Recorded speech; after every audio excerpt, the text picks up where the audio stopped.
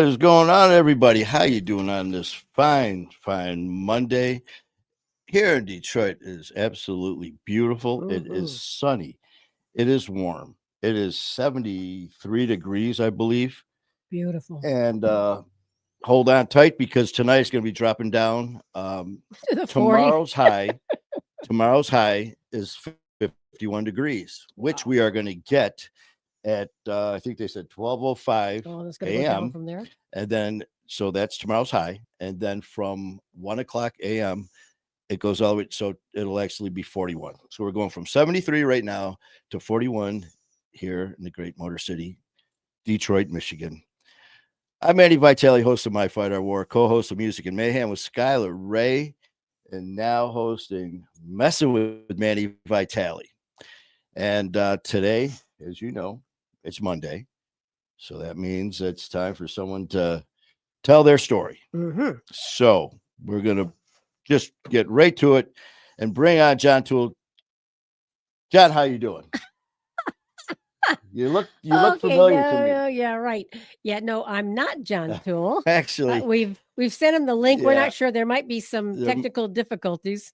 yeah. Uh, We have our links that we send out to all our guests through Streamyard, and hmm we send the links out anywhere from 30 minutes to like 15 minutes before, so that way we could chit chat a little bit before the show.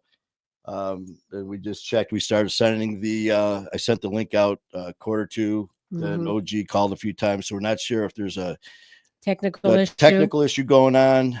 But Things happen. yeah, things happen, Things man. So happen. John, if you're watching, um, you know, hey, Bill Stacks chatting with Stacks. Hey, We Bill. got some time on our hands, so we got Bill Stacks. Please go to chatting with Stacks. Check out my brother Bill Stacks. His podcasts are freaking incredible, man. He has some of the most incredible stories, man. I mean, they are in depth, no holds barred, no bullshit, and that's why as soon as I started seeing his stuff, I was like, man, I dig this guy. And Oh sure yeah. as shit, Good where is energy. he? Good energy. In Connecticut, where we go every 6 weeks. I didn't even realize that till after the fact. Um, so yeah, there. Uh, I'm editing. Cool. I did Bill's show. I did. I was very fortunate. I was a guest on Chatting with Stacks, Hmm. and that's being edited out now. But like I said, I remember the first time I saw a show. The first thing I caught was just the setup. I mean, the shit like that. Since I have no idea what I'm doing, I just go by visual and sound, man. And I saw the setup. It was like this dark, mysterious, seeing Bill and then the guest and then the effects and the production he puts into it. Oh yeah. It's And then I good. find out that he's in Connecticut. And here we go and ended up getting to meet him. And then I find out he not only is he hosting the show, but he does all of the producing and editing himself. I'm like, shit. I go, we Hmm. got a lot in common because I host a show. And that's where it That's ends. it. But he's got his own man cave, Oh according to my his lady. God. But it's, That he does I'm all his telling work you. in. So everything that he does, everything, when you go, please check out not only his site, his platform, YouTube, Instagram, all the platforms, Bill Stacks, Chatting with Stacks. Chatting with And Stacks. not only are you going to get an amazing show and interview, everything that you see, the interview, the highlights, the production, the graphics, that's all Bill. Hey, So Bill. you're awesome, brother. Definitely admire all the stuff you're doing on at every angle, every side of this thing. So welcome to the Bill Stacks. There's no fire. If I mess it up, no, yeah, that's right, man. If you screw up, you got to fire yourself, Uh brother. oh. Uh oh. Um, Yeah. but We're no, still man. waiting for John. John, where are you, John Toole? Come on. Yeah. We, Jacqueline, how are Hi, you? Jacqueline. Definitely appreciate you, brother. Bill has been helping out big time, man. Like I said, he had me on his show, and we got to shoot the shit, and we're gonna do some more stuff together. Bill, I can't remember if I told you we are flying out in a couple weeks. We will be there May 16th, 7th, 16th, 17th, 18th, I think. Yeah, because we fly on Friday, Saturday, Sunday. Yeah, 16, So it's 17, 16th, 18. 17th, 18th, and fly out my 19th. Yeah. So yeah, what I just said. Yeah, So that.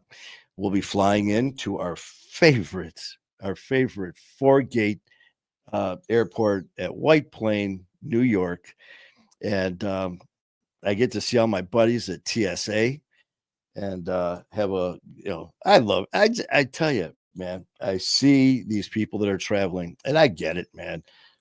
It could be very hectic. I see that from the forest, when they're trucking down the concourse trying to get their plane, and here I am, like, oh, look at that guy running, and, and I'm sure. I mean, it's not funny because they're pissed, they're late, and I can see how the scheduling and all that.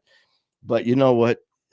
There's nothing you could do about it. Mhm. Just like when our last plane, not our last one, but we're delayed by 3 hours. This was about a month or so ago, and it was really bad winds. And we were in White Plain, New York, coming back to Detroit, and it was the day that Delta flight landed in Toronto upside down, Upside down.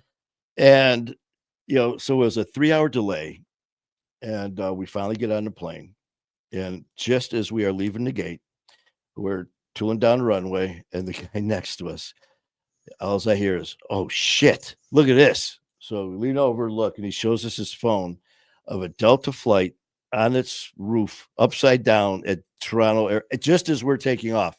Yeah. I'm like, "Hey," Thanks. I'm like, "Thanks a lot, pal." And Good timing. then I was out like a light. Yeah, you fell asleep. But yeah, so you know what, I look forward to that. So bottom line, back to where we were a minute ago, Bill. We're going to be back in Connecticut, May 16th, 17th, 18th, and coming back on the 19th. So hopefully we can meet up and chit chat and talk about some of the things that we were talking about, that your other things that you got going on. Definitely would still love to be part of that as well. Oh, the net. Let's see. We've got a lot of things going on with. We got Lori, our amazing Lori in Athens, Alabama, with the addiction eviction event that's happening June 6th and 7th, I think. 6, 7, 8. 6th, 7th, 8th in Athens, Alabama. And I just talked to Lori earlier. And Yeah, the event is actually on the 7th, I believe.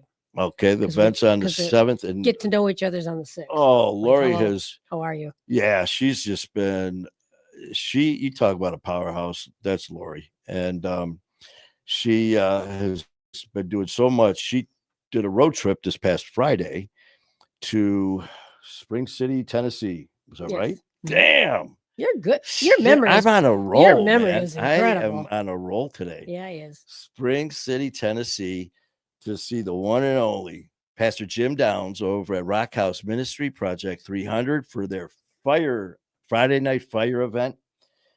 And Lori brought the fire. I don't think Tennessee will ever be the same. I think she was escorted out. But man, Lori, we love you, honey. You do so much for so many, and your heart is just it's amazing. Mhm. And Can't wait to meet her. yeah, Hey, Leroy. so we definitely looking forward to that. So that's going to be big. And again, this last weekend we had our getaway, our undisclosed location, which I think everybody knew where we were. And well, they probably didn't know where we were. Exactly. In Welch's. Is that Welch's? Welch's, like Welch's grape juice? We were in Welch's, Welch's, Oregon. Oregon. Yeah, Oregon. All these Oregon.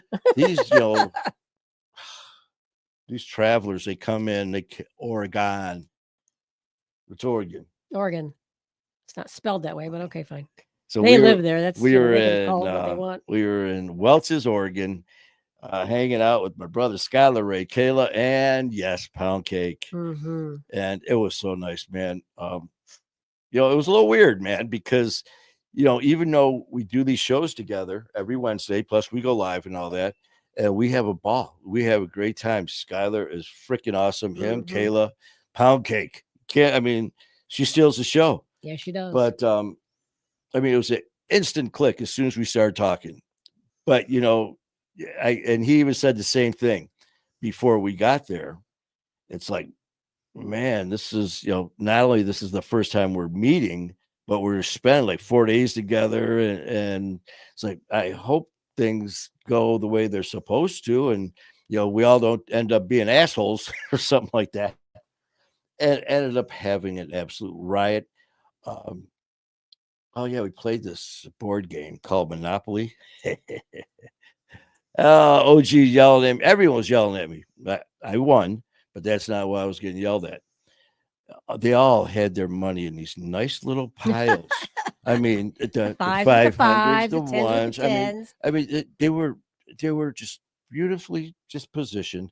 And then I looked down, and it looked like kindling for a fire. Just everything was piled on top of each other, and they're all like, "Will you straighten your money out?" I'm like, "No," No. and that was the end of it. But we had a great time, and let's see. You said Leroy's here? I Yeah. don't see.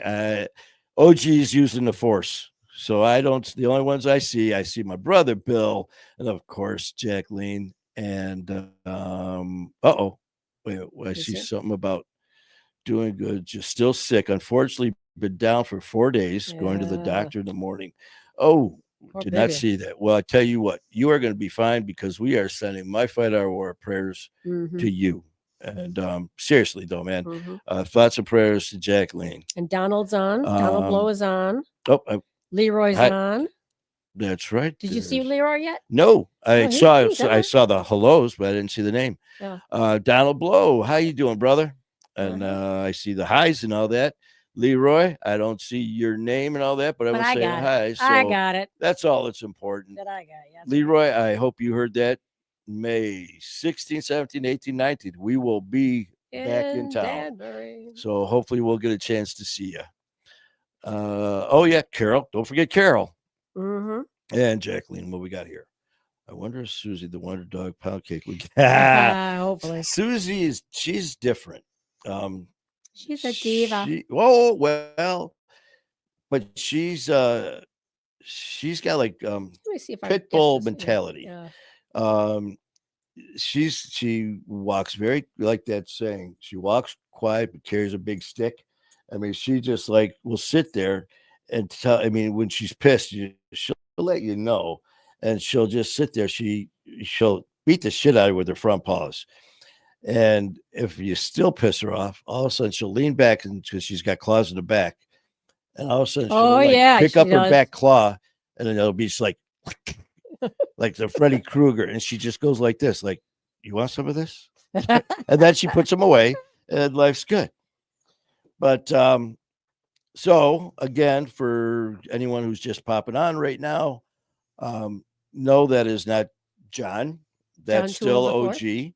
OG. I just tried to message him again to We see if he's. have been We don't know what happened. trying to reach out to. We sent the email. Twice. We always, like I said, just with all the guests and stuff, when you do the shows and stuff, you send a link out and you send it out anywhere from half hour, 15 minutes, wherever, just so you have time. All these folks know. Yeah, so we send it out just so we can chit chat a little bit in Yeah. the green room, just to kind of bullshit a little bit. And so I sent the link a cut. I always send it twice just in case, Mhm. and to get firm, it went through. But you know what? With email and with the wonderful high tech stuff, who knows what happened? So unfortunately, we don't have John. But when we find out what happened, we will reschedule him. Yeah, we'll reschedule. We'll him. That's reschedule okay, him you and know. get him back on Something here. came up. That's all right. Life happens. You Hopefully, know what? Jackie Blankenship has never been on the show. Jackie, Jackie, are you interested in coming on the show? I thought you said she was. Wait a minute, I'm looking. Oh man, I would love it. I don't see her name here. Did I? Jacqueline, she doesn't have. All she has to do is just type in right now, yes, and she will put her on right now. Yeah. But small but full of dynamite. Mm-hmm. Well, dynamite? No. well, No. Okay, she's sleeping right now. Yes. Small? No. not Small but sleepy. No, small. No. No. She's awake now. Shh. Susie has been called a lot of things. Small's not one of them. Small is not one of them. That's like saying Manny's got skinny arms. Just ain't happening. Not on this lifetime. Leroy says, I will be there. Yes. And Jacqueline said, If if I I weren't weren't so so, sick. and Well, you know, I sometime know in the you would, future, because you're going to get over this pretty soon. and I cannot wait because we are, You're with us almost every day we come on. Jacqueline, and You're I'm serious, wonderful. man. Everybody, you know, Coughing every time she opens her mouth. Oh, baby. That's tough. I'm sorry, uh, but you know, you're just what is it today? We're April what 6/14, whatever it is. 14. So what? 2 months, less than 2 months. In less than 2 months, Jacqueline, we are going to be hanging out the park, sitting right across from each other, taking pictures, chit chatting, and sharing stories. Hugs all around. Oh, I can't wait, man. Um, Oh, Peter Weber's on. Hey, Peter. Peter, how you doing, man? He's on next Monday. Peter Weber will Yeah. be on Just next as a month. reminder, Peter, because we seem to have some problems with John, we will send you the link anywhere between 30 minutes and a half hour before the show goes on, just so you know. We'll be That's sent. how we do it. Yeah, we'll be That's how sent. Manny does it. That yeah, so we'll be sending you the link, and that way, I just like to set to chit chat a little bit before we go live, and a lot of the people that come on, well, it depends because I'll have some people that come on that are hosts of their own shows, and they're so used to doing this, they host their own shows. um, but then again, you Yeah. get some people who it might be their first time ever. We all have a first at something at some time, Mhm. and it is a little nerve wracking, especially you're going live.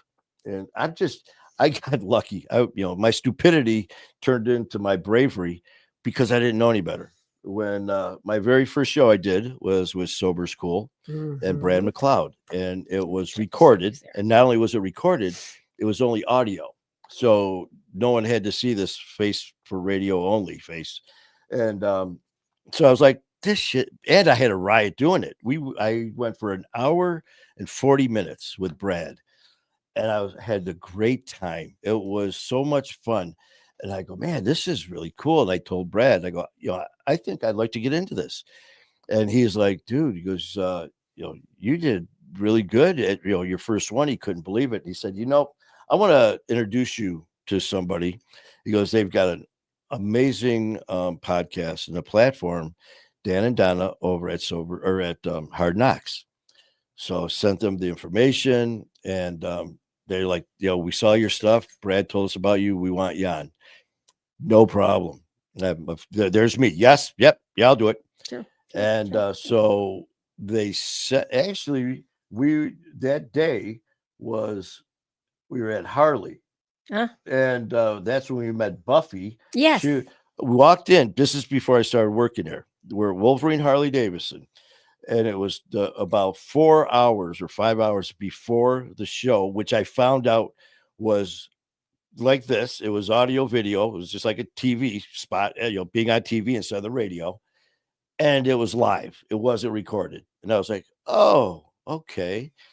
So I was like, you know what, whatever. So I just started, he was inviting a lot of people to reply. And we, for whatever reason, I wanted to go to Wolverine. So I told OG, I go, I want to show you Wolverine. And walked in, and all of a sudden, this girl who worked in sales walks up, and you could tell she was crying. I Mhm. mean, Mhm. she tried to say, oh, allergies and all that, but it's like, and all of a sudden we started talking. I said, oh, I've been coming here for 20 plus years, and, knew a couple of the people, and except for her. And so, of course, I said, well, we got to get going because I'm doing a live show tonight. And next thing you know, bam. Well, what do you do? Well, there you go. Well, the reason she was crying was it was the anniversary of her significant other's death that he OD'd. Then here we walk in. She goes, I was literally getting ready to walk out the door to go home. She was having such a bad day.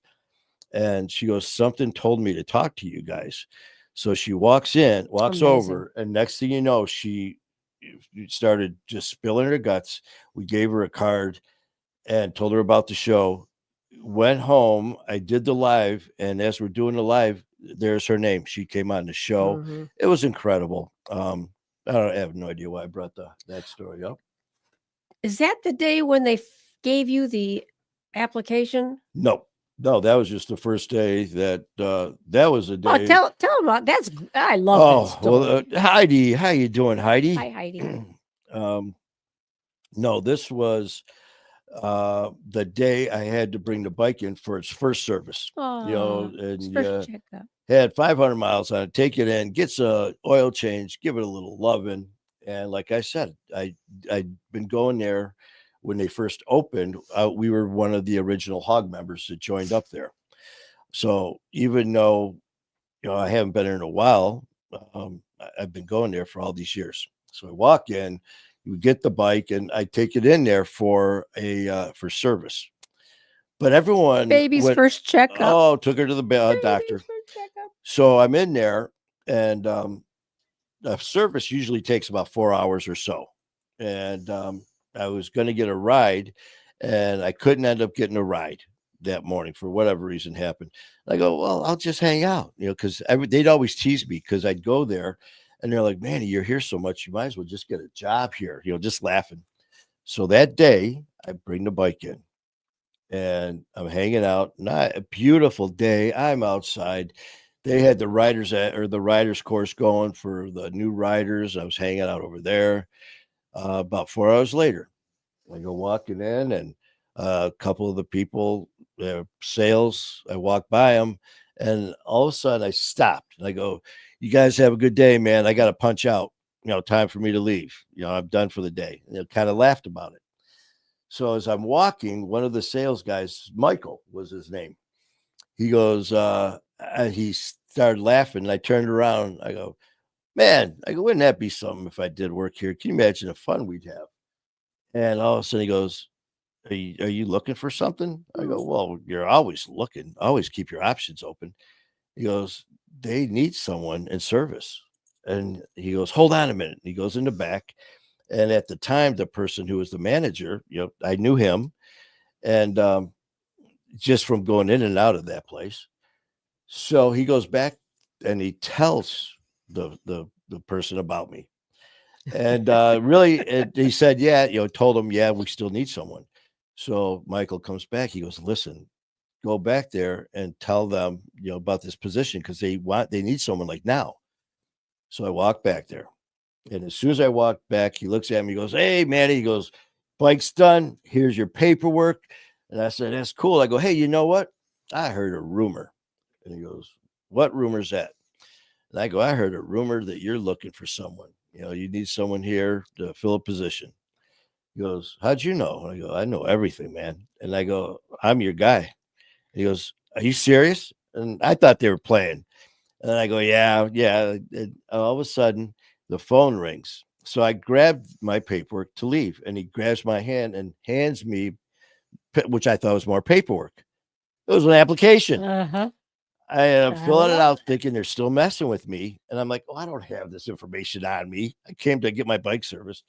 And I go, okay. Well, I don't have the rest of this information. He goes, don't worry about it. Grabs it, picks up the phone, calls upstairs to the general manager and then the other managers. He goes, yeah. He goes, I got about that position. Yeah, I'm going to fill it. Well, he's here right now. Manny. Yeah, Manny. And then Manny. he goes, Everybody knows oh, Manny. okay. And he hangs up. He goes, well, usually we have these big interviews where you have to come back and all that. But I just called and they said, I told them they knew you. And they said, just don't worry about it. You can come back and have like the orientation meeting with the other managers. And here's your hours. And I was like, oh, Okay. so I got my paperwork for the service I brought the bike in for, had the application, got on my bike, rode home, and I had to be back. I had to be back at the clinic for my physical and start work like a. It was cool as hell. Mhm. Things that are meant to be are That's meant right. to be. That's right. And for whatever reason, tonight John was not meant to be on the show. That's okay. So That's again, okay. I mean, he'll be on another night. Heidi and whoever else is wondering why we're just sitting here, or while Why I'm it's just us? and while I'm still blabbing, it's because It's the OG show tonight. What? Who knew? Who knew? I'm the this special was a guest. setup. I think this was planned. OG called and said, "Listen, John, we're gonna have to reschedule you. Don't tell Manny though; he doesn't need to know. I run things here." Well, Jackie says that she'd be happy to come on the OG show. Just say, Where? just say it's on there. I most definitely look forward to making it on. Oh, Yeah. all those nice things I said about you, Jacqueline. Well, you know what? I meant them all. So there. Yeah, it's fun being on the OG show. Mhm. You know, I get to, in fact, we'll just sit here and bam. Okay, take it away. No, I don't think so because I pay you to talk. Oh, How's that? well, Well. uh-oh. What button do I push? Oh, but she loves you Oh. too, Manny. Oh, Aw, they all love you. that's a guilt post there. She's like, oh boy, that guy's gonna start sniffling. Aw. But no, man, we have a good time. And I did a live earlier.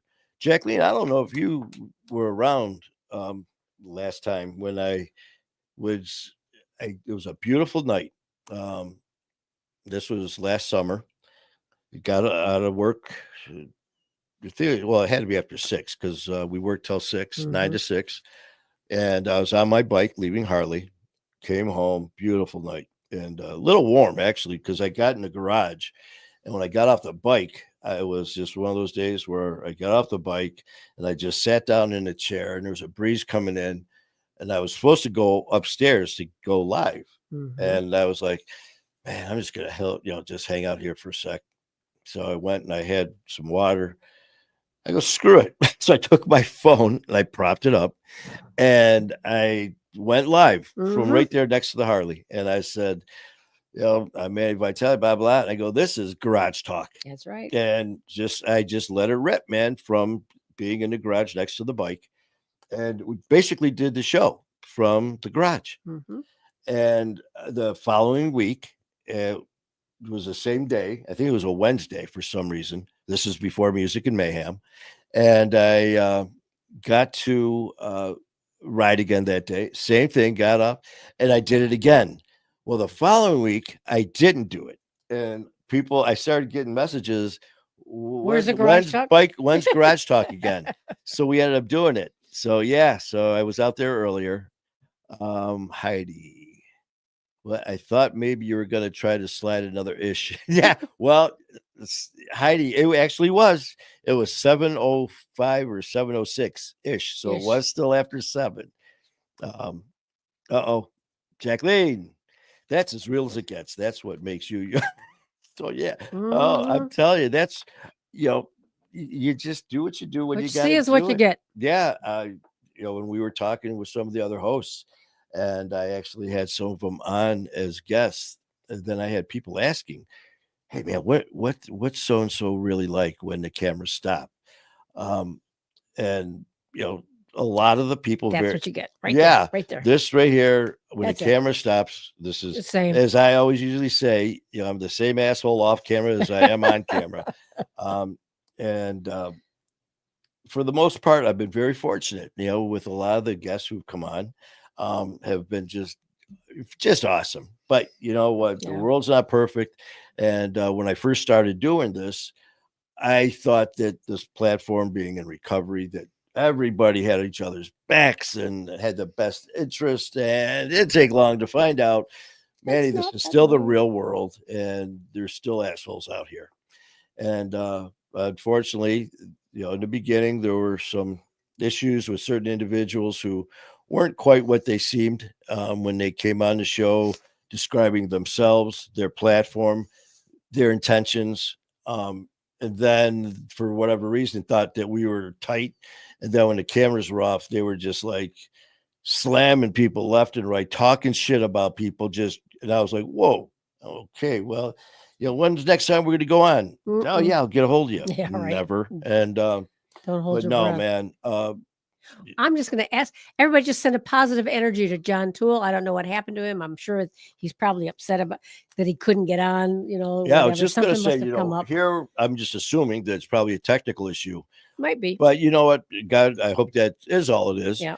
But you know what, just like with Jacqueline and her, her little ailment, not feeling well, with positive thoughts and prayers to Jacqueline. Let's shoot some positive thoughts and vibes over to John Tewell as well, just to make sure that he's okay. It's nothing more than just a technical glitch. And then tomorrow we have Brandon Hughes. Oh, that's right. We're And doing next it Monday we have Peter Weber. tomorrow. Peter was on earlier. I wonder what happened. Tomorrow, What? 7 p.m. ish. Heidi, Heidi, 7 Ish. p.m. ish tomorrow. We've got Peter Weber. No, Brandon Hughes is tomorrow. That's exactly what I I said. thought that's what you Tomorrow said. we have Brandon Hughes. Next week we have Peter Monday, Weber. Peter Weber. But this Wednesday we will not be doing Music and Mayhem Correct. because we're going to be going hopefully live at the Mark Ridley Comedy Castle in Mhm. Royal Oak because Detroit's own Mike Young. Mm-hmm. We'll be there. Wait a minute. What? Mike Gull, there, where does he go? He had the name of his show because it's a one time, only a one show for Mike. He's on tour and he's all over the place. And they had the Rock and Comedy Tour was the one that they were doing. So I didn't know if it was I think it's just it's just Mike Young. Yeah. But Mike Young, the comedian, the producer, the actor, all that stuff is going to be at Mark Ridley's Comedy Castle in Royal Oak. And we've been reaching out back and forth for the past year. Yeah, just under a year. And just it was so since we got some time on our hands, tell that story. This is why I say, don't ever, sell yourself short. I don't care who you are or who the person is, especially if you're doing this stuff, because I've had people say to me, you just started this. And how did you get this person on? I mean, basically saying, Manny, you're really a nobody. How'd you get these people to come on your show? They don't Which know is that. actually, Yeah. when you're just starting out like that, that is how you kind of have to earn your stripes, man. Is like some of these people that are, on the upper echelon, they won't go on certain shows unless they either really like you or if it's going to help promote them. And there's nothing wrong with that. I mean, it's just It's with their each their business. own. It's their It's a business. business. But I always said I really don't give a shit who you are, and I don't mean that in a negative way towards anyone or about myself because I'm not going to let someone else's status change me or the way I'm going to treat somebody. I don't care if you're an actor or an athlete or dignitary, whatever you are. I don't care if you're scrubbing toilets, if you're collecting beer cans and your pop cans and returnables, just buy a Survive, sandwich, yeah. whatever you're doing. As long as you have respect for me, treat me like a person, man, I'm going to do exactly the same for you. And so I reach out, man, and it's just like, hey, listen, I'm Manny Vitale, host of My Fight or War, and sometimes that direct approach, people are like, oh, okay, instead of beating around the bush. Well, I'd really like to have you on if you have time. No, screw that. Listen, my time's valuable too, bro. You want to come on? Yeah, okay. If not, I'll find someone else that will fill the slot. And that's what I've been doing. And I've been very blessed to have some amazing people come on. So one day I'm sitting there watching the local news here in Detroit, Channel 4, and they have some program at noon where they do live segment. And they were doing the teasers. It said Detroit's own Mike Young coming in he's kicking off. He had a show on Netflix. Can't remember the name of it offhand, but a show he was promoting, and plus just hyping up Detroit.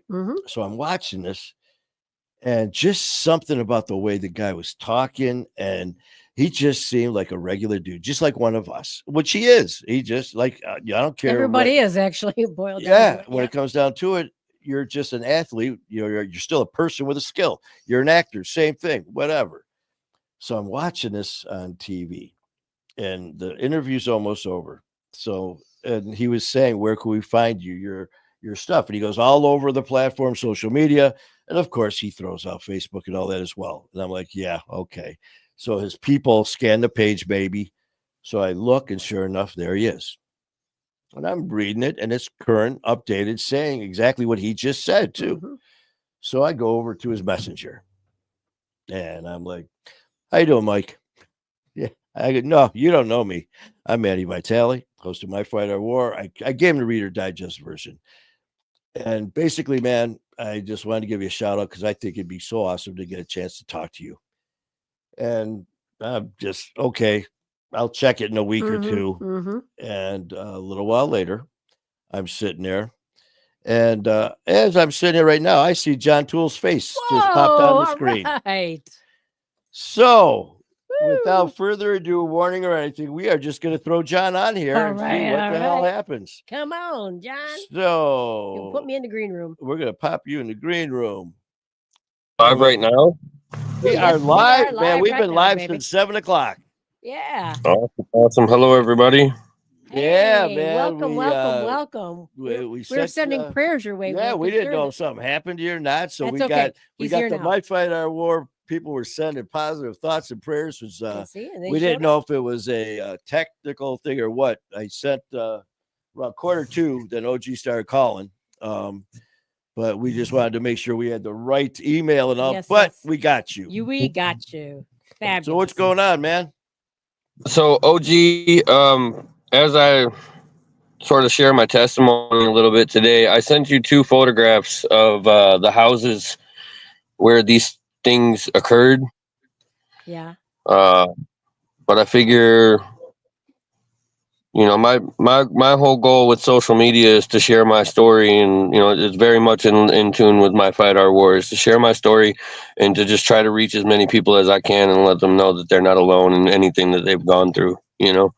Um, some things, especially in childhood, they're not in our control. Right. And so from a very early age, I experienced things that made me sort of put me in a mindset that I wasn't in control of my own life for a long time, and that led to a lot of the drug addiction and different things that happened in my teenage years. So, but yeah, I sent you pictures of the houses. I One of see them. them I is, see them right now. Yep. yeah, the smaller house on North Main, the smaller house, Yeah. simple looking house. I don't know if we're able to pop those up on the screen. No, we just got it now. Manny doesn't have. Well, no, we just Oh. we just got these now because I don't want to say how I mean your it's IT skills are limited. yeah, because right now we're going on 7:45 right now, so we're kind we were supposed to Quarter to we 8. had Oh, it's 7 o'clock your time. I got you. yeah. Yeah, So we've okay. been because that's why we always put 7 p.m. Eastern time ish, as Heidi Sullivan would say. Ish, 7 yeah. p.m. ish. But So yeah, that's we've been okay. rolling for 45 minutes, Yeah, man. but But this you is know an what? ish too. Yeah, we're We here. usually go for an hour, but you know what? Let's We go. got you now. So let's keep you going as long as we can. Keep talking. Yeah. So you just let her rip, man. So obviously first of all, man, we gotta get a backstory on this. We Yeah. obviously are here because of my Fight Our War and addiction and the thing that's done to all of us, and obviously same has happened to you. Um, we all get hit with addiction and the different things that we do and take and all that at different ages. So what was like for you? How old were you when the drug or the addiction came into your life? What was your childhood like? Was this something that was around you growing up? What was it like for you? So it was always around growing up, Mm-hmm. but I actually never touched a drug till I was 18 years old. Wow. So it was around. So Was this part of the family? It was like in your yeah, oh family? yeah, it still is today. It still very much is today. It's the reason why I live in my car, is to avoid those situations. Mm. But when I was 2 years old, my father was doing blow in the living room, and my mother was whatever she was doing, you know. And I was walking around in my walker. I couldn't walk yet. I was 2 years old, so I'm walking in one of those little things with the wheels on it, Mm. you know. And somebody left the basement door open. So little 2 year old me went tumbling down the stairs, Oh. and I remember the incident, but I mean I remember it like I was 2 years old. I remember falling down the stairs. That's about it, But yeah, I fell down the stairs, and from what my aunt described, there was blood everywhere. I had to have some different operations done, different things when I was 2 years old, and 9 days after 9/11, my grandfather died. That was in 2001, Mm-hmm. September 20th, 2001. He died from breathing complications. And shortly after that, my mother found crack. And my whole childhood from that point on, from the age of about 6 to 10, was just trap house to trap house, apartment to apartment, eviction notice after eviction notice, toxic boyfriend after toxic boyfriend. You know, they were abusing me. They were abusing my brother, he's 5 years my junior. So, I was just and going to ask if there's siblings. So you do have a brother? yeah, and then so that continued up till I was about 10 years old, and about a year, I was probably about 9 when she met this guy who we'll effectively call Teddy. We'll just change his name a little bit out of respect for him. But she met Teddy, who is the father to my 2 youngest brothers. I have 3 younger brothers. I'm my mother's oldest. One older brother and then 3 Oh, younger. Heidi. Hi, Heidi. I just seen her comment pop up. I do see some of my videos sometimes. Thank you. And so it was December 12th, 2004. And as I'm older now and I've been going to 6 years of therapy and stuff, I'm starting to actually find the reports and put the dates together, because for a long time I just remembered these events and I couldn't put them in any sort of order in my mind, you know. Mm-hmm. But it was right before Christmas 2004. Teddy had been with my mother for about a year. My 2 youngest brothers weren't born yet, but my brother, we'll call him Jay. My brother Jay was born. I was 10, he was 5. And my mother and Teddy were on a crack bender. They were completely zooted 3 days. I imagine, you know, because I found out later on at this period in my life, my biological father was paying all the bills. Wow. My biological father was living in his car. It's weird how time comes around like that, isn't it? So anyway, and he was paying all the bills for Teddy and my mother to have a place to live and for Christmas and everything else. And right around Christmas time, they went on a crack bender, and I'm putting 2 and 2 together as an adult now, and I'm realizing they were probably blowing all the Christmas money, and that was probably pissing them off, stressing them out, you know. And so 10-year-old me, you know, I've been watching Teddy beat on my mom for the last 2 days now, because he usually only does that when he's high. And I'm afraid my mom's going to die, you know, between the drugs and the abuse. I'm like, this is going to kill my mom, you know. And so when I was 10 years old, this was happening, and they were fighting, and he's like, go get more, you know, and called her obscenities and stuff, you know, basically, you know, he's a very abusive guy. And So physical, verbal, everything. Well, here's the thing. My mother's boyfriends had laid hands on me in the past, but Teddy, when she met Teddy, he was the nicest guy. He was a real estate broker in Chicago, real big into cocaine. And I mean, he had money. When I remember when my mom met Teddy, and big house, nice cars, boats, bikes, you know, he had it all. And within a year of being with my mother, after my mother introduced him to the fact that he could cook his cocaine and turn it into something else and, you know, make money and get a free high, essentially. Wow.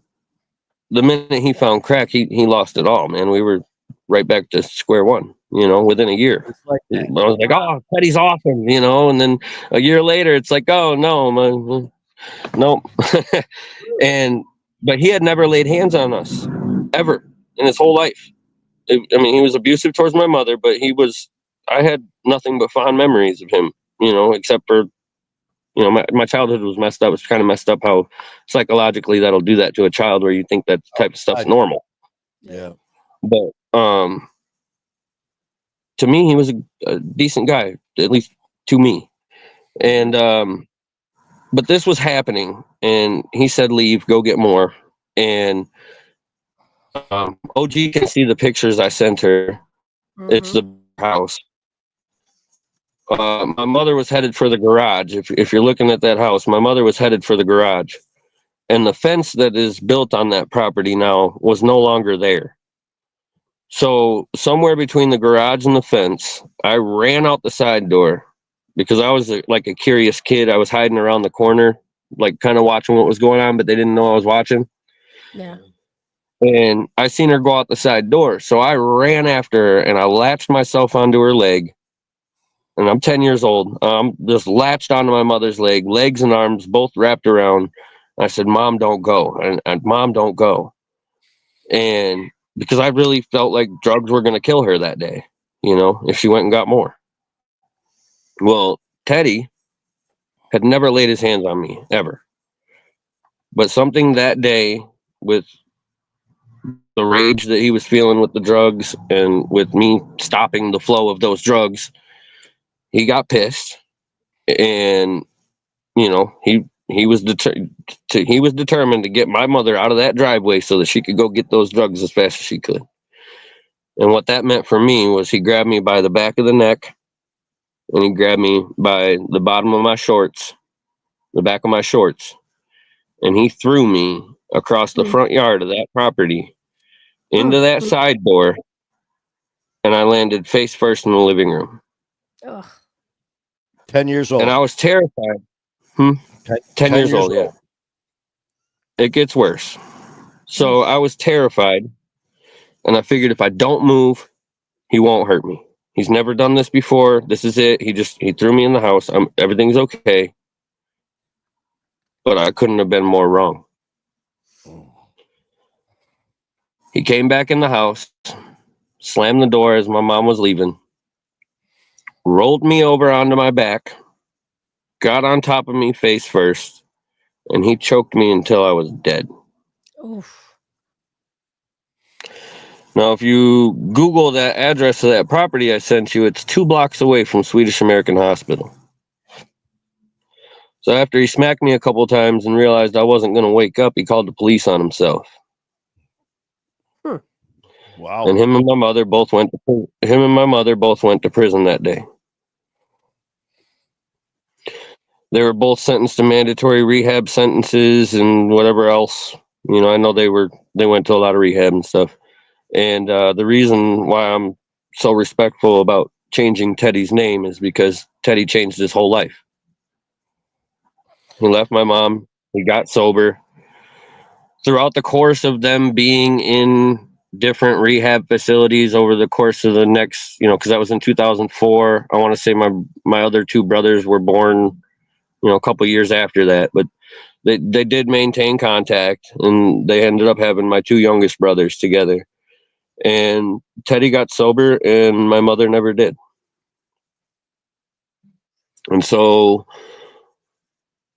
sometime in my 20s, I want to say, this was like mid-active addiction. 18 to 24 was my active addiction. I'm 30 now. And sometime in my 20s, I remember I called Teddy and I said, I forgive you. And we still talk to this day. Was after this horrific thing. You know what? That's just the character about this guy. We all that have experienced active addiction know what could happen. And when that story, when he was choking you out, that story obviously could have gone totally different, and you would not be sitting here. The doctors told me that if that house wasn't as close as it was, I would not have survived. And for here, the respectful way that you do talk about this man were such fond memories up until even though drugs came into it, and it's wild because it was your mother who opened that door for him. But here, up until that point, as you said, he was nothing. Your words, he had nothing but fond memories up until then.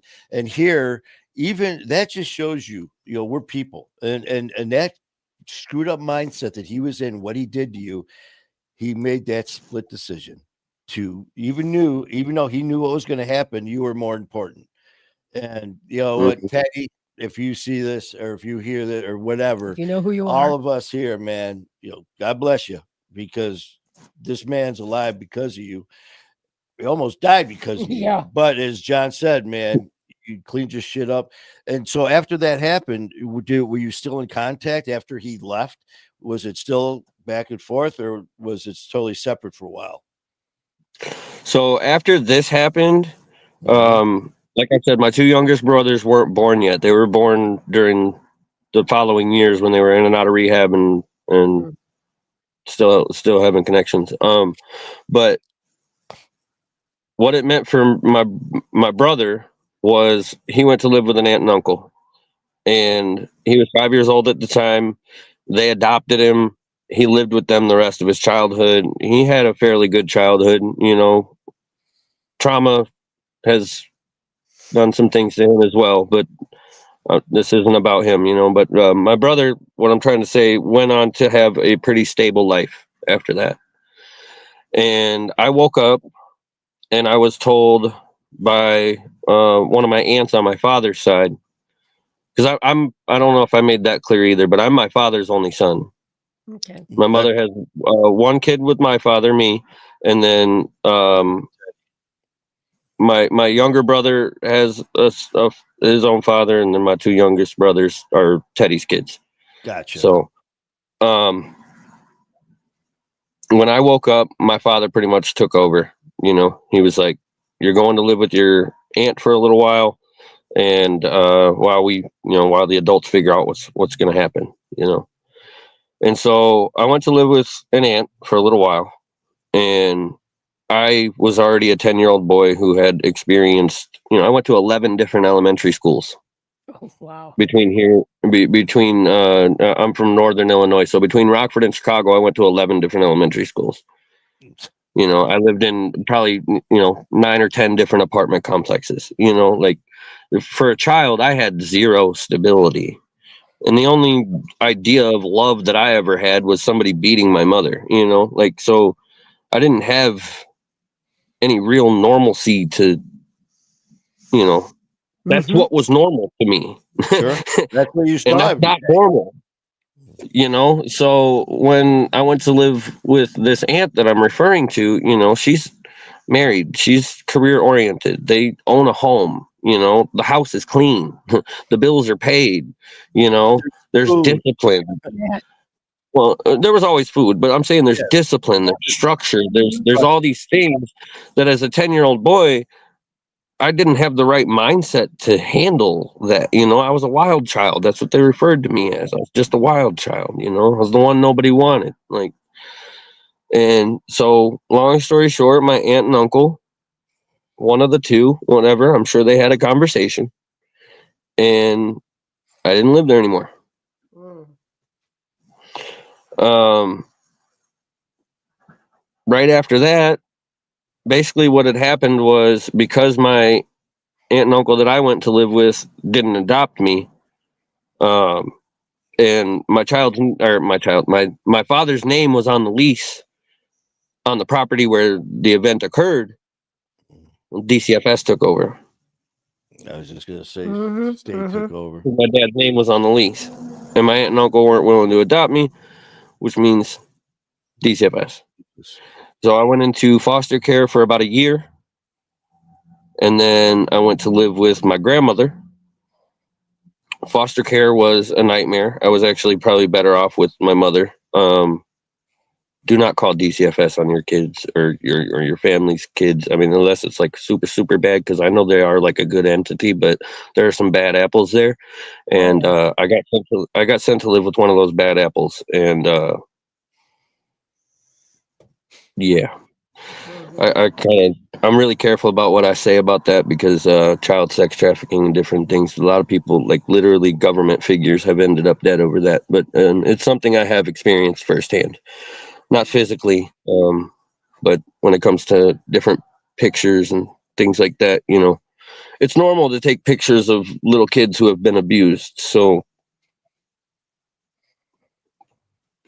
that's about as much as I'm willing to say about that.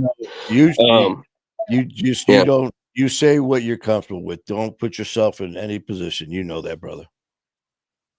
Well, I'm actually going on another podcast in the next month or two to talk more about that. So, but I want to keep this about the addiction stuff.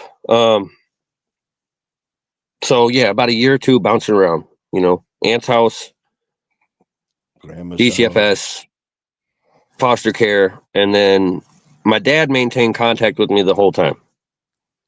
So throughout foster care, I was on the phone with my dad, or very early on, he's like, "Hey, I'm going to do what I can to get you out of there. Just hang in there. It's going to take some time. Courts processes take time. I got court next month, whatever." And, the court would come and he'd call me and, all right, well, I got a little bit of an update. They said I need a lawyer. So I'm going to do that. And I'm going to call you back and I'm going to let you know what's going on, And eventually we got to the phone call. "Hey, you're coming home. You're coming home." And I said, "All right, Dad, well, where am I going to stay?" My father was a over the road truck. Well, for a long time, he was a tow truck driver and, went on to be an over the road truck driver. And so what I'm trying to say is he was never really around, physically. He was always working, driving a truck somewhere. And so that was my question to him was, where am I going? Where is home? And he said, "You're going to go stay with your grandmother for a little while, So I went to live with my grandmother. Of course, school, everything else, struggled, straight F student, couldn't stay focused, just wondering when the next change in school was going to be. I'm used to going to different school every 3 months. What's the point in trying, And, but grandma got a hold of me, and my grandfather was already passed on, but he was a Vietnam War veteran. He was a ham radio operator, experimental electrical engineer, went on to be in the CIA, was a very smart man. And my great grandfather fought in World War I and World War II, and he had already passed. But my great grandmother was still alive, and she grew up in the Great Depression. And so I went to live with great grandma and grandma. And looking back now, because I do a lot of like self-reflecting, I've been 6 years in therapy now and different things. And looking back now, I realize that because of who my grandfather and my great grandfather were, my grandmothers were a lot smarter than they let themselves be known to be. They knew a lot about trauma. They knew a lot. No, yeah. And as an 11-year-old boy, I didn't realize what they were doing, but I do now. And they were teaching me things like gardening, cooking. They would always tell me like go fishing. They would encourage me to go fishing. They wouldn't go with me, but they'd encourage me to go fishing with my uncle or different people. And they never really liked cleaning fish, but like cleaning fish is something that turned out to be one of my hobbies. It's a healthy way to, get out that masochism or whatever it is you're feeling. You know what I mean? So they were they were helping bring, socialize you, man. I mean, because up until now, normal to you was being in a trap house. Normal to you was seeing Ma get beat up. Normal to you wasn't putting seeds in the dirt and taking care of something and nurturing it. So I get you, Nat. I mean, what they were doing, man, what a great way that they went about it without you even knowing it. Yeah. I mean, God bless them, man. Yeah. They had a fire pit in the backyard. Sometimes when I was like super, super angry, I'd go just start a little fire, sit out by the fire pit, different things like, and they were really, like you said, like nurturing in the way that they did it, like they took the time to calm me down, and show me how to stay calm and how to handle my emotions, Shortly after that, I got involved in BMX racing. I remember I used to love riding my bike all around town all the time, and riding around town, and I see this kid with a number plate on his bike. I said, "What's that about? What's this number plate? I've never seen a number plate before." He's like, "Oh, I race BMX, at the track down the street." And up till then, I had only ever heard of BMX, like, on TV, X Games or whatever, doing tail whips on half pipes and stuff, I didn't know BMX racing on a dirt track was a thing, with jumps and turns. And So I got really interested in it. And I had never had a purpose. I had very rarely, up till this point, I had never had friends. Or if I did, they didn't last long because mom would move again, you know? Like, I didn't Mhm. have any of the things that BMX provided me, you know? And so started racing and got real fucking good at it. School sucked, got straight F's, you know? I'd go to school every day, just show up, you know? That was what I did. I just go to school, just show up. School was over, I was riding my bike, man. I was out at the track, you know, back then, in 2005, 6, 7, 8, 9, 10, 11, 12, all through those years, the track was open. There was no fence around it. I could go there 24 hours a day and I could ride that track with nobody tell me I had to leave. Well, nowadays, they built a fence around it because people were bringing their dirt bikes and different things. Mm. And so now you don't have that luxury. You have to pay like $20 an hour for the guy to come out and unlock the gate so you can go in and practice. And it costs like, you know, if you want to practice as much as I did, you'd be spending $1,000 by the end of the week. Because I was literally, if I was not at school, I was riding on that track. And I mean 8 hours a day. And then I met a guy named Bob, old man Bob. Rest in peace. I love you, brother. I miss you so much. Every single day, not a day goes by that I don't think about you. But Bob said, "What are you doing?" I said, "I'm trying to go fast." And he's like, "Well, first you got to be safe." You know, he's like, "Do you feel safe doing that?" I said, "No." He's like, "Well, let's work on your stability, different thing, you know." And Bob took over training me and started getting me in the gym more. So, you know, explain to me, you know, your leg muscles. If you want to be as good as you want to be, you got to get these leg muscles strengthened up. That way you can push that pedal down harder, you know.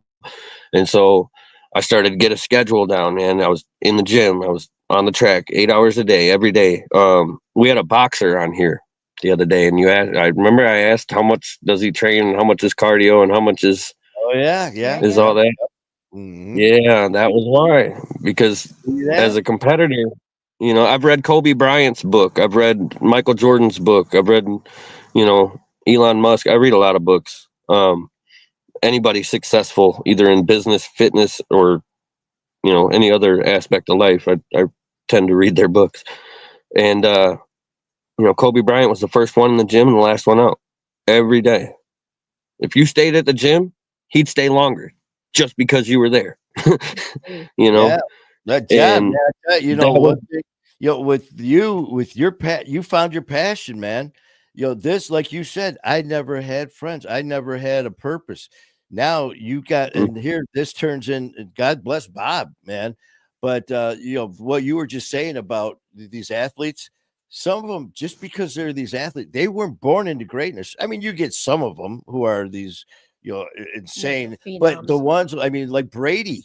I mean, Brady, he wasn't the best, but he worked harder than everyone else to be better than the Mhm. best. So there you are, brother. And so I was track champion 3 years in a row. I got invited to the Race of Champions 3 years in a row, which is an invite only race. I did not win that one. That one was very difficult. But Champions, it should be. yeah, I won the Land O'Lakes Nationals. I won Midwest Nationals like 4 years in a row, all different kind of stuff, you know. And so I kept this discipline all the way through high school. From the time my grandmother got me when I was 11 years old to the time I was 17 years old, school sucked, but racing was all I had, and it was all I knew, and I was going to be good at it, and I was going to be the best, and nobody was going to stop me. And if you stay in the gym, I was going to stay there too. You know, I mean, I was 16 years old, leg pressing 450 pounds. Like Right. I, I was putting in the work, and I had a contract with Redline Bicycles. 6 months before my 17th birthday, Redline Bikes was the only bikes I'd ever ride. I wouldn't ride any other bike, you know. and I had a contract lined up with Redline Bicycles, Hmm. and Formula Bicycles wanted to sign me as well. So right around this time, I had actually switched frames, the frame of my bike to a Formula bike, a Formula frame. All my parts were custom, my forks, my rims, I had $300 hubs. Just the hub on my wheel was $300.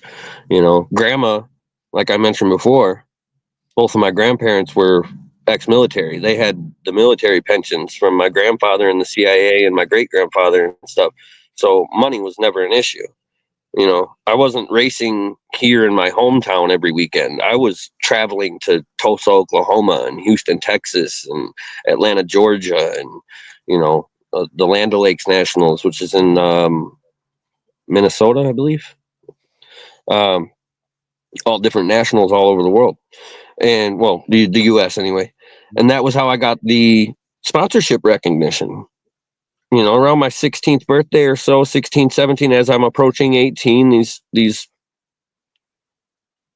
athlete, what do they call them? The sponsors Scout. and all that. Okay. Scouts. That's what I was looking for.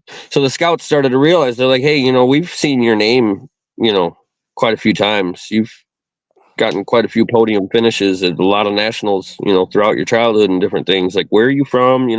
How do you get here? That was another big question, and they were always surprised when I said, well, I go to school at, Harlem High School in Rockford, and they're like, what? You're not homeschooled? Like, how are you at a different national every Friday, but back at school on Monday? And you got to think, these are the professionals. So they're driving the semi, from one race to the other. And they're like, how is this kid going to school during the week? Well, that was how. Grandma was paying for all that travel. Wow. And so I was trying to decide between my contract with Redline, my contract with Formula. And I'm 17. I got a decision to make. I'm about to do everything I set out to do. Life was happening back then. And again, remember I told you I'd never done a drug till 18, right? Mhm. Well, you're Keep that in almost mind. 18, brother. You're Yep. almost 18. So I had this Formula frame, and Formula was first. Formula came to me first. They said, here, try out this frame. We want you, to consider a sponsorship. I said, okay, I'll try out the frame. So I started racing on that frame. And Redline came to me next. Now, I had always ridden Redline bicycles my whole childhood. That's all I wanted, was a Redline sponsorship. That was the creme de la creme. If Redline comes to me, yes, that's like Michael with Nike. And so they came to me, and I signed that contract as fast as I could. My grandma signed as a witness, and they said, you can't come to California, you can't do anything till you turn 18.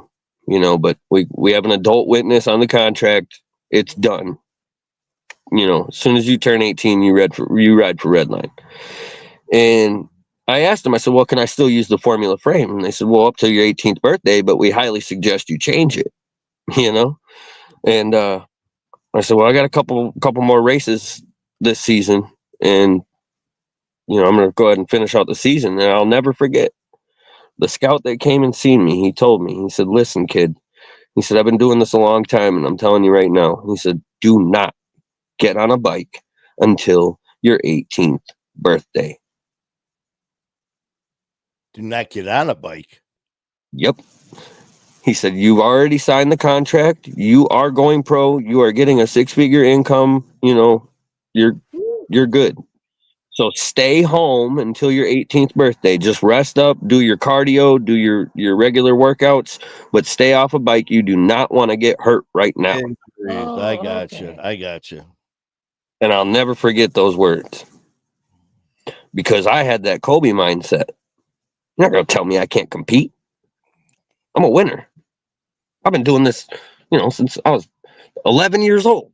Mhm. At that time, I've been doing it for 7, 8 years consistently, consecutively. I never missed a race, not happening. So I got on my bike, went to a national race. It was an indoor season. in Elkhorn, Wisconsin. And the track, the way it was designed was there was a triple on the first straight, and then you go around the first turn, and then there was this big double, and then another triple into the second turn. And so I was racing, obviously. Stupid decision in hindsight. But I went around turn number 1, and in practice, I had realized nobody was jumping that double out of turn 1. This was one thing, something I did, because I traveled to a lot of different tracks. So when you're at all different tracks and the track changes all the time, you really got to, you get about 2 hours to practice, and that's where you got to know who you're going to be riding against, and you got to watch their lines when they go to take their practice lap. You watch them, and you can kind of see where they're slow and where you're fast, And so I realized none of the other 17-year-old experts were jumping that double out of turn 1 because it was a big jump and it was a low ceiling. So a lot of them were afraid they were going to hit their helmet or whatever, And so in practice, I hit that jump and went up in the air, came down on the backside of the slope. And when I did, I tucked my legs, I tucked my head because I knew I was low ceiling, we're in a low building, we're indoor. And so I tucked my legs, tucked my head, and I pumped down the backside of that jump. And I had enough speed that I actually hit the triple. So I doubled, and then I hit the triple. And I had to smash my brakes going into turn 2 harder than, most of the time you just want to tap on your brake. But if I wouldn't have done that, I was going to go over the berm. So I was like, wow, this line's fast. This is how I'm going to win today. If I can hit that jump, that's going to give me that speed boost because none of the other 17-year-old experts were jumping it. So I was like, if I can pop the whole shot and hit that jump, that's the extra 1/10 of a second I need to come out in front today, That's a golden ticket. And yeah, I was a really, as you could probably tell from the way I'm speaking about it, I was a very intelligent when it came to the racing, It's the only knowing way where I was you can be the best, man. I mean, that's the only way. Yeah. I mean, you can only go so far on physical attributes, Mm-hmm. Yes, sir. Especially when you're, like I said, when tracks are constantly changing, every track's different. So, Yeah. and the people who show up are different, and and so when it came race time, I jumped that jump, and I still had that formula frame that they gave me. Not even 6 months before this happened, they gave it to me to test it out for the sponsorship, and I didn't switch frames back to my red line, which. If I would have done that, I probably wouldn't have fell. I've been riding on that bike for 8 years. I'm comfortable on that bike, but I was on a bike that I wasn't familiar with, and things were going well. I did jump it in practice. I had a plan in mind, but when it came race time, I jumped and I did a little tail whip, which is like a little, you flip the bike to the side just for some style, and I was 17-year-old expert, something I'd done a million times. And so I flipped the bike to the side just for a little bit of pizzazz, and the frame didn't straighten out. I couldn't get it come back around straight, and I fell on my right side. I broke my right arm in 6 places, my collarbone in 2, fractured my skull, and broke my L5 vertebrae in my spine, and I broke my right leg in 2 places. Good God. A total of 13 breaks. Man, you catching up to me in one fall. Yeah, in one fall. Right. Yeah, boy. I'm telling And you, man.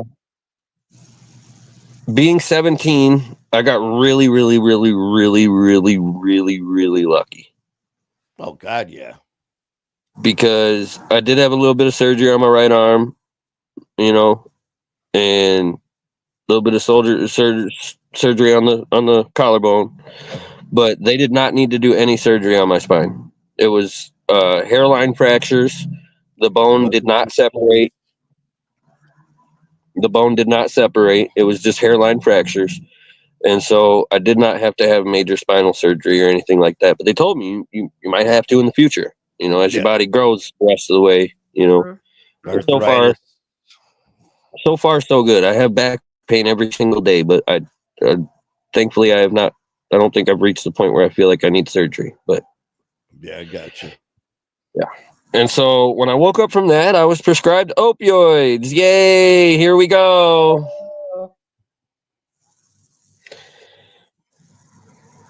And being involved in racing at a semi-professional level, we'll call it. Mhm. That's what it Oh was, yeah, I man. had absolutely.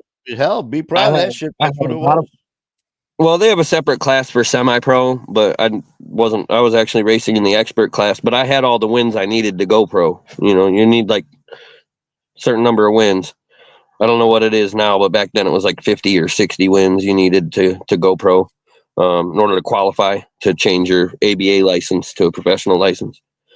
Um, and a lot of my friends, once I got better, got out of the hospital and everything, friends were like, hey, come to this concert with us. Hey, will your grandma pay for you to come out to Tulsa, Oklahoma for the Race of Champions? That's the race I was talking about. I had participated in it a few times, but at one point I had a friend that was like, hey, I'm going to the Race of Champions this year. You want to come out and support me? I'm like, yeah, oh, we're going to go to a concert after. I think you Mhm. see where we're going with this. Oh, we all Mhm. see where it's going. Oh Let's just see yeah. how it gets there. So I'm taking Norcos, a little bit at a time. I'm like 17, 18 years old. I'm at a concert. I can't race. I feel like a fucking nothing compared to the rest of my friends because they're all going pro. Elijah Juan Davis, what's up? Shout out, bro. Elijah Juan Davis is still one of my good friends to this day, but he went on to be pro. So now we got all these emotions that are flowing, man. So with all these wrong decisions, just waiting.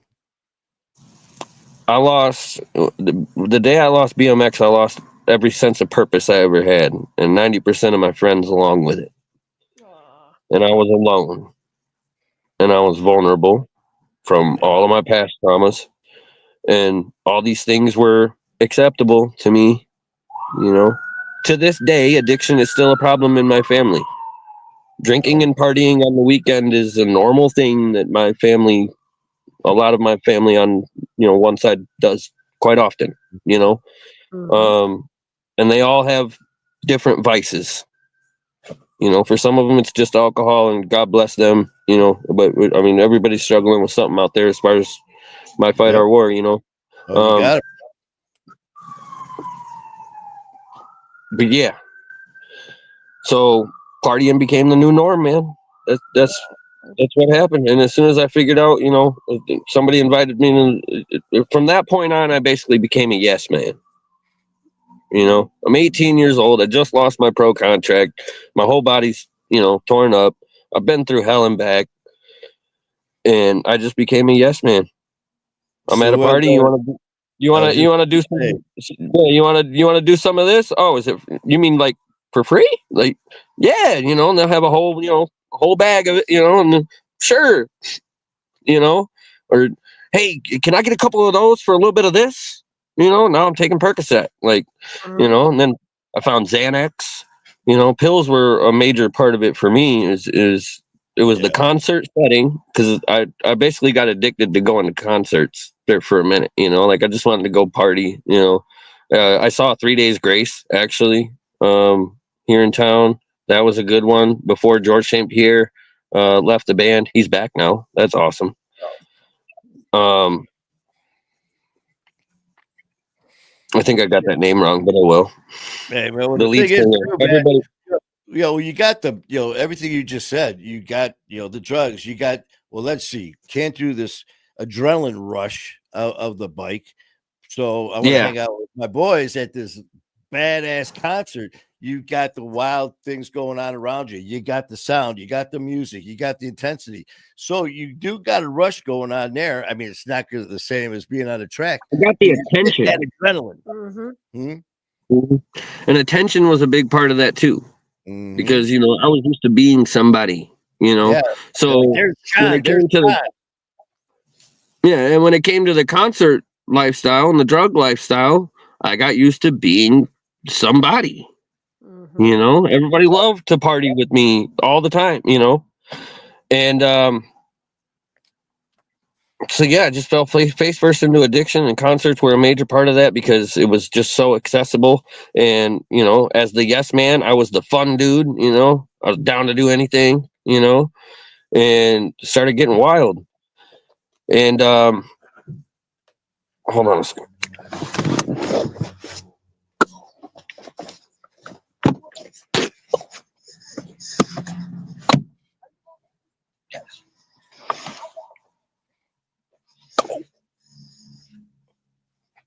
Geez, take a hint. Sorry, You my all mother right? was coming up. Yeah, no, I do live in my car. Y'all know that, and my mother was checking on me. So Okay. I'm As like, long I'm as you're fine. okay, man. You Um, take it. You're good. well, I'm trying to be sensitive to the time too, because I didn't realize that I was supposed to be Hey, on here you at know 6 o'clock. what? Hey, Don't you worry well, you about know it. what we're gonna do is after we're done here, is OG's gonna hit you up, and we're gonna or not redo it. We're gonna continue with it. So we're gonna do a John Tewell part 2. Because I don't want anything to be left unsaid. Mhm. When I say, man, these stories need to be heard. Your story needs to be heard. Um, so we're good. Let's just go for a little bit more, man. And but we are definitely going to get you back to come on and tell more. This is not a one and done when you come on our show, man. This isn't like, hey, thanks, John.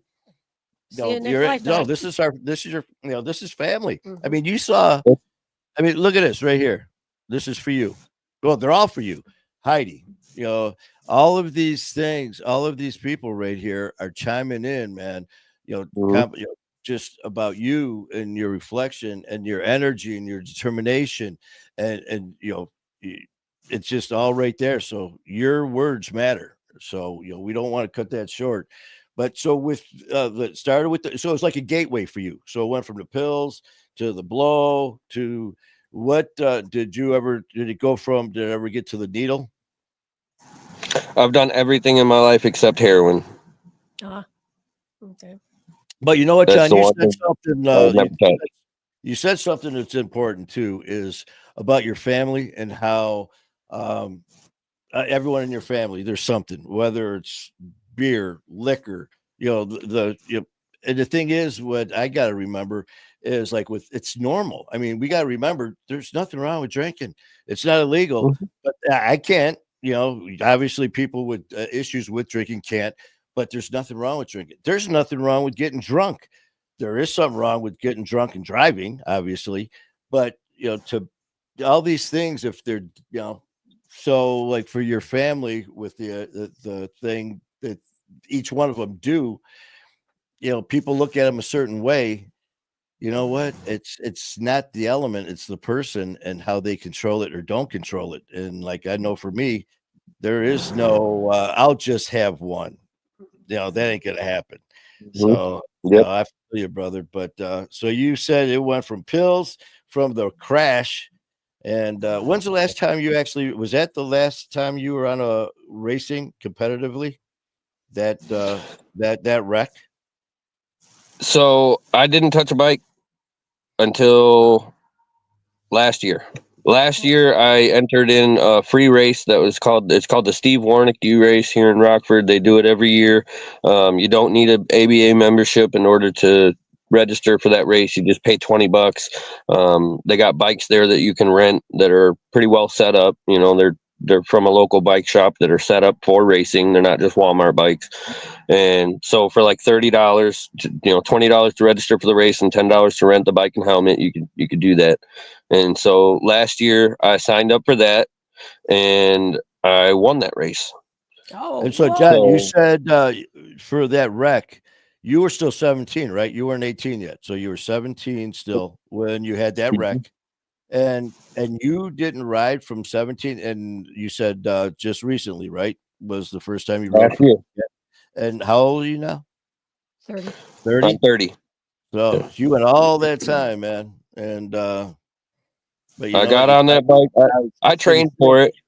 Ooh. I trained for it because I knew, because with me doing social media and everything now and talking about recovery and it's never too late to change and you can rewrite your story. Mhm. Around that time I do live videos pretty much every day or however often I can fit them in. But around that time last year, I was doing live videos where I was explaining all that. It's never too late to change or rewrite your story. And so the whole point for me to do that race was to win it, so that I would never ride again. I just wanted to change the narrative, because for all those years of addiction from 18 to 24, and the last 6 years being in therapy from 24 to 30, and learning all these things about myself, that was like a major part for me with the social media. Was I wanted to show people that it's never too late to rewrite your story. And so I did. All throughout those years of my addiction, I had all this, pent up negativity of, I would say, the last time I rode a bike, I crashed and I fell, and I had a horrific accident and became addicted to opioid painkillers and drugs and everything else. Like, that was a really bad narrative for me, and I wanted to change that. So I made it a point to train. I did leg training, cardio training, all the way up, for about 3-4 months leading up to that race, and I was determined that I was going to win it, and I did. And now I can say I won my last race, and that was my last race. I'm done. No, My I God. love that, because something so horrific, and it's call it what it is, man. Your childhood, just like a lot of these stories that we hear, that was terrible, man. And like you said, what you said about your childhood was something, because it's something that I said for one of my first intros I did. Mhm. To me, this was normal. I said those exact words, and that's exactly what you said, man. That was normal too, but that's not normal for, I don't care if you're 10 years old, 15, 20 years old. But then you found the racing, and that was your purpose, and all these amazing, wonderful memories. And in one split second, to thought of bike, the racing and all that will take you. You forget about all those accolades and those awards because of that one incident, and that's because of the competitor in you. And you don't remember the all that stuff. You remember that major fuck up. It's like, that's what happened. That's what sticks in your mind. So I love the fact that you're like, no, man, that wreck is not going to define me. John is going to define John. I love that, man. That's amazing. Great job. Great job. That was 5 years of therapy. But, Exactly. Worth it. And that just goes to show you, man, you took that step. God bless you, man, for reaching out. And then, so right around this time, I'm going to these concerts. I'm on all these drugs, starting to ramp it up. And at one point, I started getting involved with people I shouldn't have been involved with, in the party culture. I was never in a gang. I got to make that extremely clear, but I was very closely associated with a lot of people who were. Mm-hmm. And that meant I had access to certain things. And at one point, I was really fucked up, and I had a loaded Smith & Wesson revolver next to me, and I just started, I didn't know at this time that I had PTSD. I'm like 19, 20 years old, and I'm having all these flashbacks, just throughout childhood, being bullied, different things, your mom doesn't love you, like whatever. I don't know. I was just having all this, everything was flashing back to me, the time that Teddy, Choked you out. killed me, and I'm in the deepest point of addiction at this point, and well, maybe not the deepest I had gone, but I was getting deep, and I was alone with this revolver, and I'm sitting there and I'm having all these flashbacks, and I'm just keep telling myself, man, like that inner voice. That's something I want to comment on too while we're talking, is that inner voice. If you let it, it will take you down. It will kill you. Mm-hmm. And if you train it, it can be your greatest asset. It can make you the best you've ever been if you have that discipline. And so again, that's years of therapy. But if anybody hasn't gone in a while and you need a sign, here's your sign. It's a lot different than it was back then. But I was also getting addicted to psychoactive drugs because my dad throughout my childhood was sending me to therapy. And back then, it's 2025 now. So back then, they got a kid. They'll take about an hour, talk to the kid. Oh, he's got ADHD. Here's Ritalin. Oh, he's got ADD. Here's Zoloft. Oh, he's bipolar. Here's Paxil. And I'm not a prescribing technician, so I don't know if those exact drugs line up with those exact issues, but those are some of the drugs and some of the things I was diagnosed with, and it was like pill, problem pill, problem pill, problem pill, and at one point I'm on like 12 different pills. Mm-hmm. Who am I? That's what I'm trying to figure out. Depends on which pill you take. It's almost like the Matrix. If you're feeling like this, Yeah. I take this pill. But nowadays, in 2025 now, they're finding out that in the early 2000s, they fucked up a lot. Giving a 12-year-old Xanax was probably a bad idea. Giving a 12-year-old Adderall, probably a bad idea. Different things. And they didn't know that back then. These drugs were just now coming out, being prescribed, and so there was a lot of learning being done. And now in 2025, like my therapist now would never give me a prescription.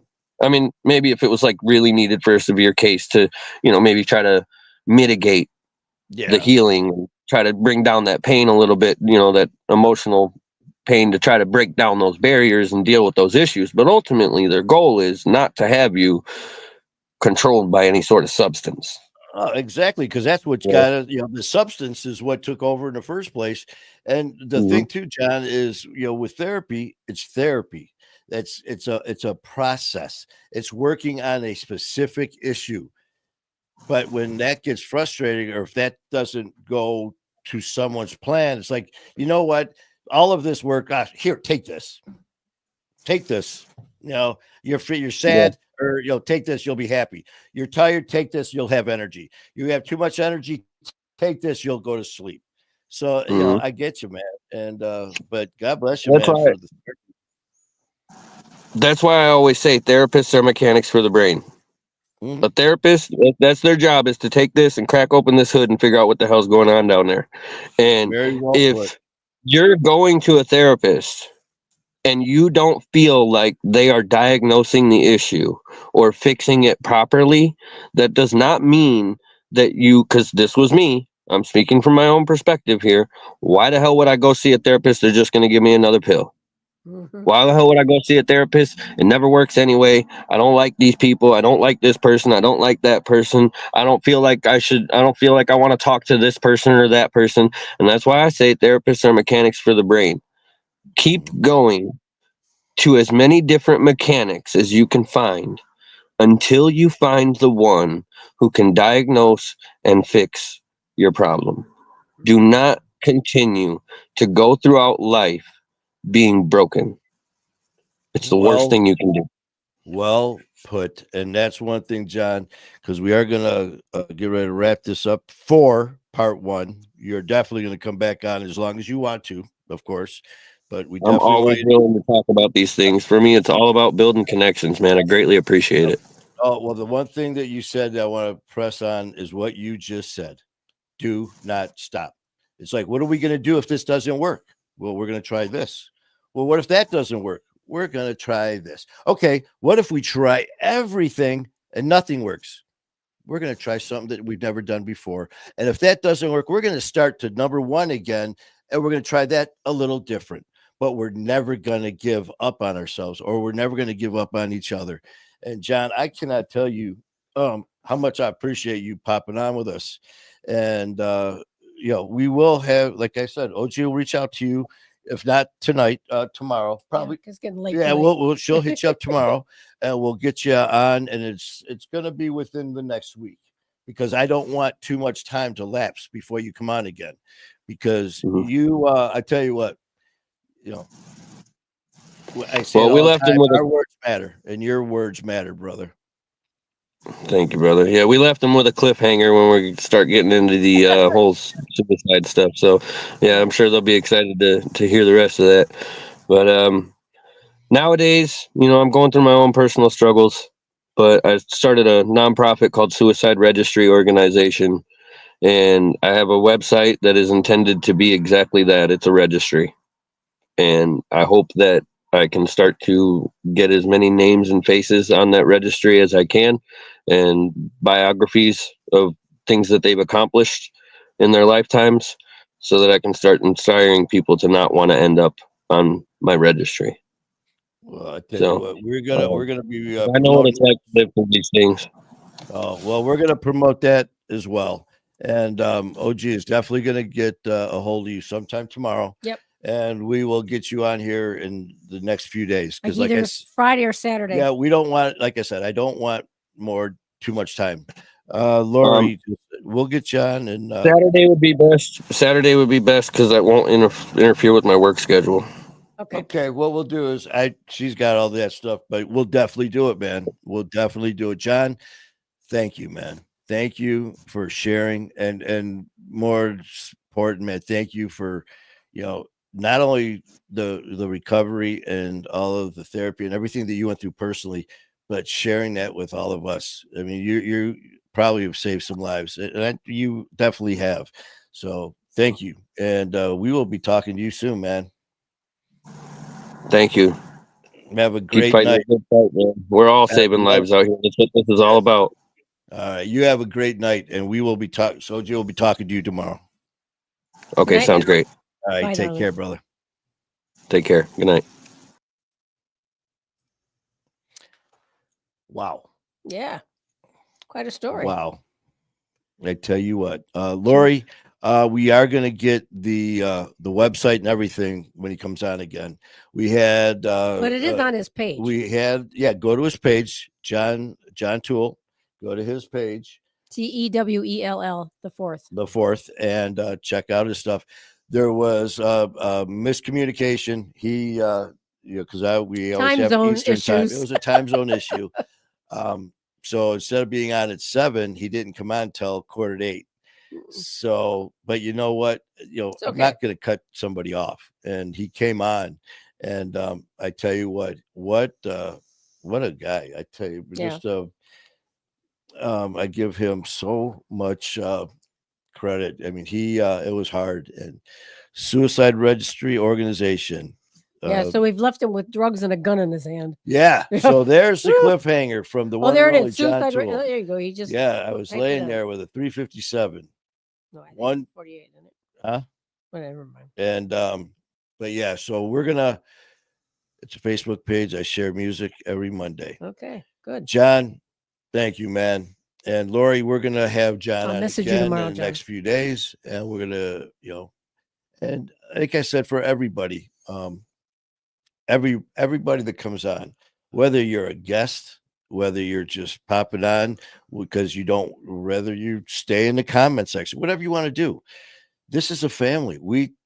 This is not a one and done. Come on the show and then, hey, that was it. And it's not like you're going to hear, yeah, remember last, 6 months ago, this guy John was on your show. It's like, oh yeah, he was just on, and he was on yesterday's show because he was commenting about someone else and interacting, and we sent him to John's website. I mean, it's all give and take, and so we're definitely going to be doing that because John's going to be saving a lot of lives. That's for damn sure. Lori, let's see. I just came, but where'd she go? I just came in from a ball game, so I missed everything. Well, you can go back and watch it because I tell you what, Lori, it's definitely a watch.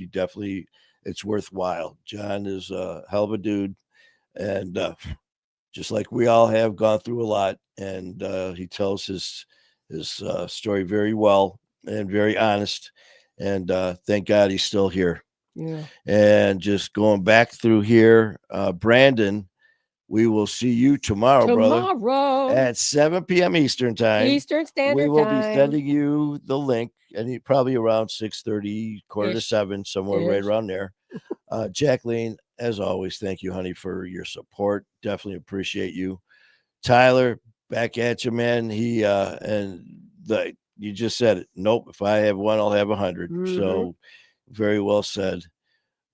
Kalisha, How you doing, Clecia? Again, thank you for everything you and Calico are doing over there at Podcast Podcast with your amazing, absolutely incredible show.